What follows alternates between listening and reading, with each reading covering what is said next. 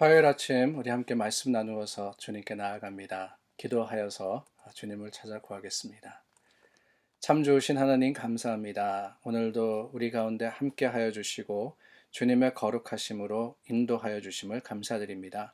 연약하고 부족하나 하나님 앞에 고합니다. 주님께 아랠 때 들으시고 하나님께서 우리 가운데 임하심을 확신합니다. 오늘도 주님을 경험하는 귀한 날이 되게 하여 주시옵소서. 예수 그리스도 이름으로 기도드립니다. 아멘. 우리 함께 찬송하여서 주님 앞에 나아갑니다. 찬송가 324장, 찬송가 324장입니다.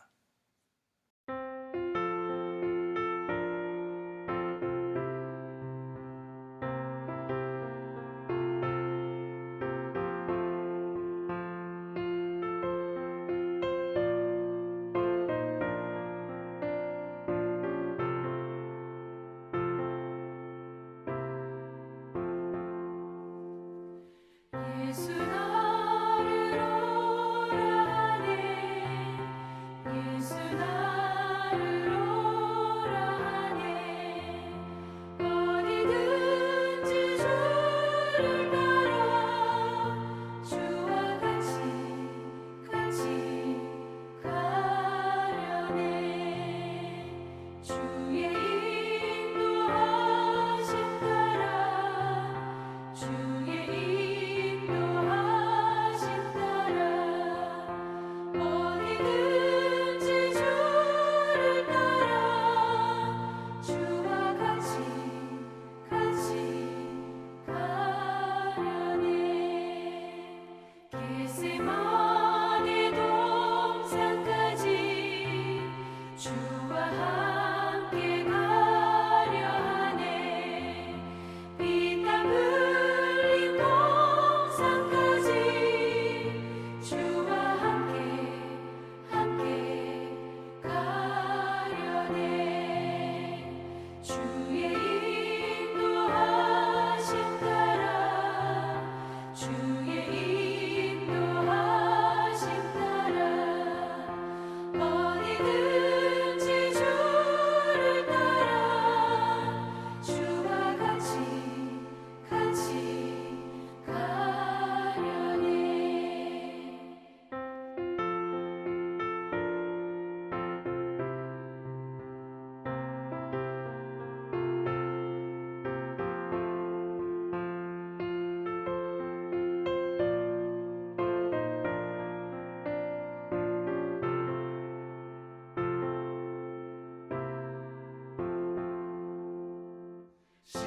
심판하실 자리까지 주와 함께 가려 하네 심판하실 자리까지 주와 함께 가려네 주의 인도하심 따라 주의 인도하심 따라 어디든지 주를 따라 주와 같이 가려네 주가 크신 은혜 내려 나를 항상 돌보시고 크신 영광 보여주며 나와 함께 가시네 주의 인도하심 따라 주의 인도하심 따라 어디든지 주를 따라 주와 같이 가려네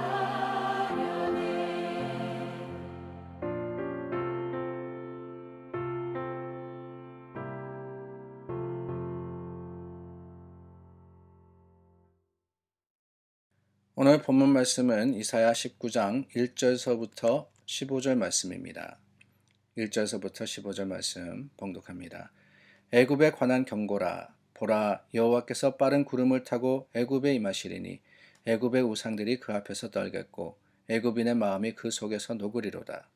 내가 애굽인을 격동하여 애굽인을 치리니 그들이 각기 형제를 치며 각기 이웃을 칠 것이요 성읍이 성읍을 치며 나라가 나라를 칠 것이며 애굽인의 정신이 그 속에서 쇠약할 것이요 그의 계획을 내가 깨뜨리리니 그들이 우상과 마술사와 신접한 자와 요술객에게 물으리로다. 내가 애굽인을 잔인한 주인의 손에 붙이리니 포악한 왕이 그들을 다스리리라. 주 만군의 여호와의 말씀이니라. 바닷물이 없어지겠고 강이 잦아서 마르겠고 강들에서는 악취가 나겠고 애굽의 강물은 줄어들고 마름으로 갈대와 부들이 시들겠으며 나일 가까운 곳 나일 언덕의 초장과 나일강 가까운 곡식밭이 다 말라서 날려가 없어질 것이며 어부들은 탄식하며 나일강에 낚시를 던지는 자마다 슬퍼하며 물 위에 그물을 치는 자는 피곤할 것이며 세마포를 만드는 자와 배 짜는 자들이 수치를 당할 것이며 그의 기둥이 부서지고 품꾼들이 다 마음에 근심하리라. 소안의 방백은 어리석었고 바로의 가장 지혜로운 무사의 책략은 우둔하여졌으니 너희가 어떻게 바로에게 이르기를 나는 지혜로운 자들의 자손이라 나는 옛 왕들의 후예라 할 수 있으랴. 너의 지혜로운 자가 어디 있느냐? 그들이 만군의 여호와께서 애굽에 대하여 정하신 뜻을 알 것이요 곧 내게 말할 것이니라. 소안의 방백들은 어리석었고 노베 방백들은 미혹되었도다. 그들은 애굽 종족들의 모퉁이 또리건을 애굽을 그릇가게 하였도다. 여호와께서 그 가운데 어지러운 마음을 섞으셨으므로 그들이 애굽을 매사에 잘못 가게 함이 취한 자가 토하면서 비틀거림 같게 하였으니 애굽에서 머리나 꼬리며 종려나무 가지나 갈대가 아무 할 일이 없으리라. 아멘. 오늘 저희가 이사야 19장 말씀을 나누고 있습니다. 이사야 19장 말씀은 애굽에 대한 하나님의 심판의 메시지입니다. 사실 이 애굽이라 하는 나라, 이스라엘과 굉장히 밀접한 관계에 있었던 나라였습니다. 우리가 잘 알듯이 이 출애굽 그러는데 이 출애굽이라는 말은 결국 뭐냐? 이스라엘 백성, 하나님의 택한 백성이 애굽 땅에 거했다라는 거잖아요. 430년 동안 요셉 때부터 시작을 해서 이 모세가 이스라엘 백성을 데리고 나올 때까지 꽤나 긴 시간을 이스라엘은 애굽에서 살았고 또 애굽의 문화와 그들의 삶의 모습을 보아왔습니다. 물론 그 이후에 이 애굽과 이스라엘이라 하는 나라는 애증의 관계를 맺습니다. 어떨 때는 가까웠다가 어떨 때는 멀어졌다가 어떨 때는 무서운 나라였고 부담스러운 존재였지만은 또 유다가 침략을 당할 때는 이 이집트가 애굽이 기댈 만한 언덕이 되기도 합니다. 그런데 여러분 오늘 말씀에 하나님께서 유다 백성들에게 이 애굽의 멸망을 예고하시는 거예요. 물론 다른 열방 나라들의 이 멸망에 대해서 말씀을 하셨지만은 애굽의 멸망이라는 것은 어쩌면은 이스라엘에게 조금 더 이 마음에 와닿는 가까운 그런 사건이 아닐까 하는 생각을 해봅니다. 1절 말씀을 보니까 애굽에 관한 경고라 여호와께서 빠른 구름을 타고 애굽에 임하시리니 애굽의 우상들이 그 앞에서 떨겠고 애굽인의 마음이 그 속에서 녹으리로다. 여호와께서 빠른 구름을 타고 오신다는 것은 애굽에 대한 심판이 임박했다라는 겁니다. 오셔서 어떻게 하시느냐? 애굽이 의지했던 우상부터 심판하실 거다 그랬어요. 애굽에는 많은 우상들이 있었습니다. 하나님께서 이들이 섬기던 우상부터 정리하시고 애굽을 심판하시겠다 말씀하시고 계속해서 어떻게 심판하실 것이냐 하는 것을 2절 말씀에 드러내시고 계십니다. 내가 애굽인을 격동하며 하여 애굽인을 치리니 그들이 각기 형제를 치며 각기 이웃을 칠 것이요 성읍이 성읍을 치며 나라가 나라를 칠 것이며 서로가 죽이는 일이 일어날 거라는 거예요. 내분이 일어납니다. 분열이 생깁니다. 사실 외부의 적은 내부를 결속을 시킵니다. 밖에서 문제가 오면은요 다들 하나가 되잖아요. 그런데 문제가 뭐냐? 안에서부터 분열이 되는 거예요. 안에서부터 분열된다는 거. 이거 참 안타까운 일이고 무서운 일입니다. 교회도 그렇습니다. 교회도요 밖에서 핍박이 오고 탄압이 오면은 교회는 힘을 냅니다. 기도하고 무릎 꿇고 하나님을 찾아요. 그런데 여러분 교회가 갈라지고 또한 무능해지고 연약해지는 것은 어떨 때 그러느냐? 내부에서 하나님의 사람들이 하나가 되지 못하고 나누어지고 갈라지고 누구파 옳다 그르다 따지기 시작할 때 교회는 어려워지는 거예요. 애굽의 멸망은 속에서부터 시작이 됩니다. 그러다 보니까 3절 말씀을 보니까 애굽인의 정신이 그 속에서 쇠약할 것이요 그랬어요. 애굽인의 정신이 쇠약해진다. 영혼이 쇠약해진다는 거예요. 마음이 불안해진다는 겁니다. 그러다 보니까 어떻게 하느냐? 우상과 마술사와 신접한 자와 요술객에게 물으리라. 불안하니까 물을 수밖에 없습니다. 어떤 일이 벌어지겠느냐? 어떻게 되겠느냐? 이 말씀을 읽으면서 저는 그런 생각을 했어요. 요즘 한국에 점치는 사람들이 그렇게 많답니다.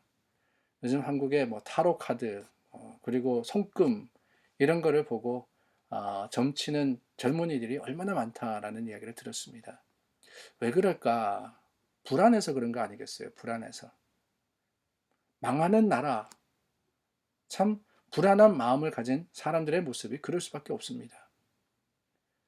스스로 싸우게 되고 그리고 불안한 나라를 보다가 모습을 보다가 점술가에게 가서 묻습니다.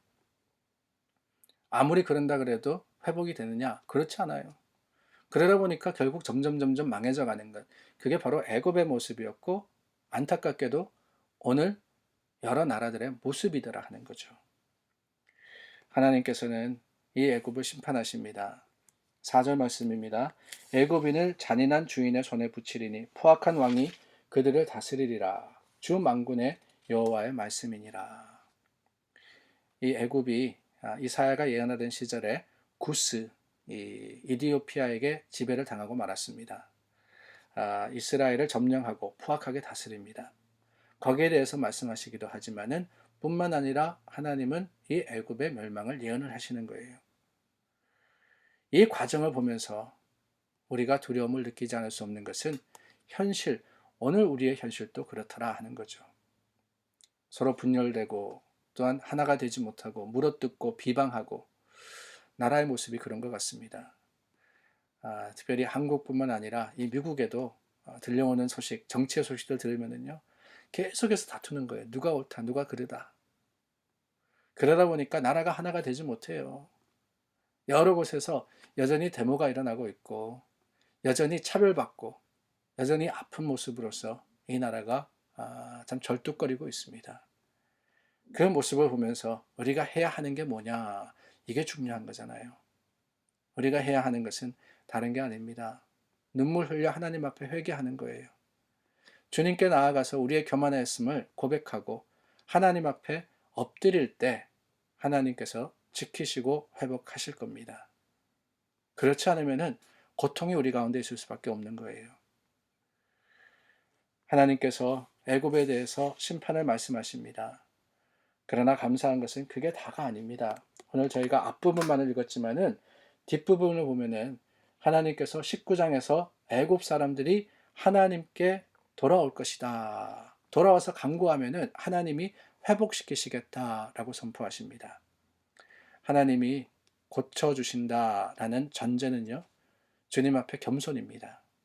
주님께 나와서 간구하고 엎드리고 회개하면 하나님께서 다시 회복시키실 것이다 라는 것이 성경의 메시지이자 이사야의 말씀임을 우리는 기억할 때, 오늘 우리도 우리 가운데 혹시라도 분열이 있다면, 우리 가운데 혹시라도 하나님의 말씀을 거스리는 삶의 교만과 악함이 있다면 주님 앞에 나와서 회개함으로써 주님의 은혜와 그 긍휼하심을 구해야 할 것입니다. 그렇습니다. 이방 민족 애굽 백성에게도 하나님께서 구원과 회복의 길을 열어주셨는데, 하물며 하나님의 백성인 저와 여러분들, 하나님의 교회를 향하여서 하나님께서 구원을 약속하시고 또한 회복을 주시지 않으시겠습니까? 우리가 해야 할 것은 그러므로 나라를 위해서 기도하는 겁니다. 뿐만 아니라 하나님의 백성들이 주님 앞에 올바로 설 수 있도록 간구해야 합니다. 하나님의 심판의 대상이 되지 않도록 엎드리고 간구하여서 주님 앞에 나아갈 때 하나님께서는 다시 한번 우리를 회복시키실 분들어 하나님의 나라와 백성들을 통해서 주님의 긍휼하심을 이루어 주실 겁니다. 그 믿음과 소망이 오늘 하루 우리 기도의 제목이 되며 하나님을 향한 간구가 되기를 간절히 소망합니다. 기도하겠습니다. 좋으신 하나님, 우리는 세상을 보며 탓하기만 했습니다. 그러나 그 세상 또 하나님께서 회복시키시기를 원하시고 계시다는 것을 깨달을 때 주님 앞에 우리가 회개하여서 중보하여서 기도하기를 결심합니다. 우리도 주님, 우리 안에 있는 분열과 또한 악함이 하나님으로부터 멀어지는 실패가 되지 않도록 주님께서 주장하여 주시고 하나님 앞에 겸손으로 기도하며 간구하는 자들이 되게 하여 주시옵소서. 예수 그리스도 이름으로 기도드립니다. 아멘. 오늘도 우리 중보에서 기도합니다. 기도할 때 나라와 또한 세상을 위해서 기도하면 좋겠습니다. 우리 알듯이 한국도 마찬가지고 여기도 여러 정치적인 또한 사회적인 문제로 인해서 참 어렵습니다. 참 민족과 민족이 분열하는 것 같이 이 나라 안에서도 여러 계층과 또한 참 여러 그 다른 모습으로 인해서 우리가 분열되고 있는데 하나님이 하나 되게 하시기를 간절히 구해서 기도하며 하나님께서 또한 말씀 위에 세우신 이 미국 땅만이 아니라 하나님께서 귀하게 쓰실 한국 땅을 회복시키시기를 위해서 기도해 주시기를 바랍니다. 우리 함께 기도하겠습니다.